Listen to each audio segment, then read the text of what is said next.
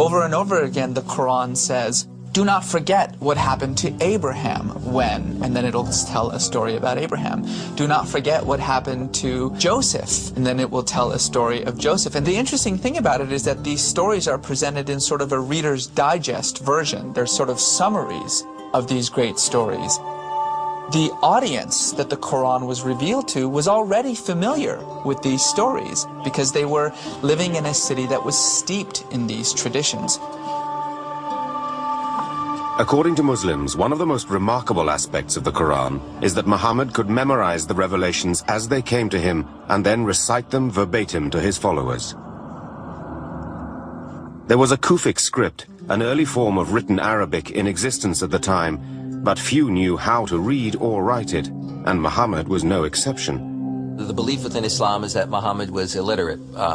What that underscores then, of course, is on the one hand, the fact that he wouldn't have written these revelations himself. On the other hand, the question is, well, how were they preserved? Muhammad's small band of followers promptly committed to memory each new revelation they heard, adding verse after verse to the collection already in their heads. Given the oral transmission of many cultures at the time, such feats of memory are unsurprising. The societies that we are talking about are oral cultures. So in a sense, the oral culture in which Muhammad lived allowed people to listen in something for one time or even two times and have the ability to memorize that and be able to recite it verbatim. As the catalogue of revelations grew, Muhammad continued to preach on the streets of Mecca, gradually gathering a group of converts around him. His followers came to be known as Muslims, meaning those who submit to God. Muhammad's message appealed especially to the town's poor and underprivileged, who heard their own lives echoed in the verses' pleas for social justice, that slaves should be freed, and that the rich and powerful should give charity to the needy. Some converts to the Quran were entranced by the sheer beauty of the language of the work itself, which they saw as so perfect it had to be the work of God. When Muslims are asked, well, all right, what proof have you got that this is a divine revelation? Muslims will answer, and they have answered this over 1,000 years, the proof is the Quran itself. That is the miracle, that an illiterate man in the middle of nowhere suddenly produces this magnificent, powerful document. But some men were distinctly unimpressed by Muhammad. His provocative statements, which refused to recognize the divinity of the idols housed in the Kaaba, infuriated the ruling Quraysh tribe and threatened its position of power. And if you needed nothing to stand between you and this God, then there's no reason for the idols. And if there's no reason for the idols, then there's no reason for the Kaaba. And if there's no reason for the Kaaba, then there's no reason for Mecca's ascendancy as this social and economic capital of the Arabian Peninsula. So the conflict that the Quraysh had with Muhammad and these revelations was not a theological conflict. It was an economic conflict. It was a political conflict. The Quraysh and the majority of Meccans showed scant tolerance for the several dozen followers of Muhammad. The Muslims were persecuted. Some were beaten in the streets, others were tortured. For 9 years, the new believers endured the abuse, never wavering from their conviction that there was no God but God.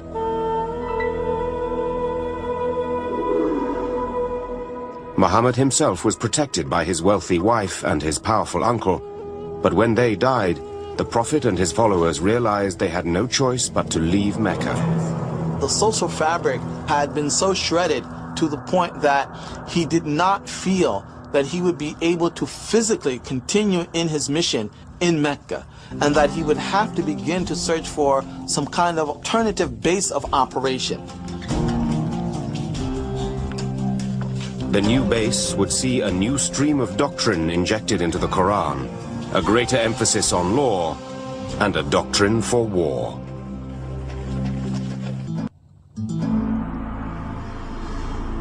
For 12 years, beginning in 610 AD, the Prophet Muhammad received God's revelation from the angel Gabriel, and he preached it to the inhabitants of Mecca. But life for Muhammad's growing group of disciples became increasingly dangerous there. The city elders rejected the Muslim advocacy of its belief in one God, viciously persecuted the adherents of monotheism, and put a price on the Prophet's head. But then, in the year 622, Muhammad's fortunes turned around. A group of people from a neighboring oasis came to Mecca looking for someone to arbitrate a dispute they were having. Muhammad, as a prophet, was considered to be an ideal person for this job. And eventually they agreed to take in not only Muhammad and his family, but also a whole group of these Muslims. Gradually, clandestinely, the small Muslim community made its way 250 miles north to Yathrib, a city which, from that point on, would be called Medina, the city of the Prophet. The new location brought a new position for Muhammad. Whereas at one point he was a prophet, merely the conduit of God's words flowing through him, in Medina he becomes a leader. His community of Muslims is part of that leadership, but also he is understood to have then an authority over the entire oasis of Medina. In Medina, the Prophet continued to offer revelations to his followers. But the nature of these verses was noticeably different. According to Muslim historians, they began to reflect Muhammad's status as a leader and added a new element to the overall canon, transforming it into a practical guide to creating and administering society. The verses are basically about a society that needs regulation. And therefore, the most striking thing about the Medinan period is the laws, or practically all of the legislation that the Qur'an includes comes from the Medinan period. The revelations traditionally associated with the Medina period laid the foundations of Islamic law. They included rules covering most aspects of life, from the prohibition of alcohol to the permission to mothers to breastfeed their babies for up to 2 years. The verses provided guidelines for inheritance and legacies, gave new rights to dispossessed persons such as orphans and slaves, and set new rules elevating the position of women in society. But the meaning of some of these laws was not always clear, and many are still debated to this day.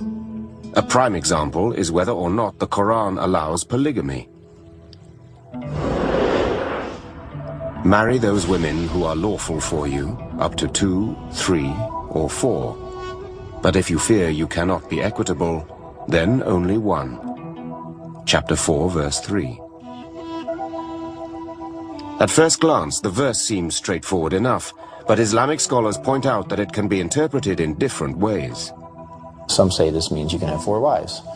Some say it only means you can have one because you can never treat more than one person equally with another person.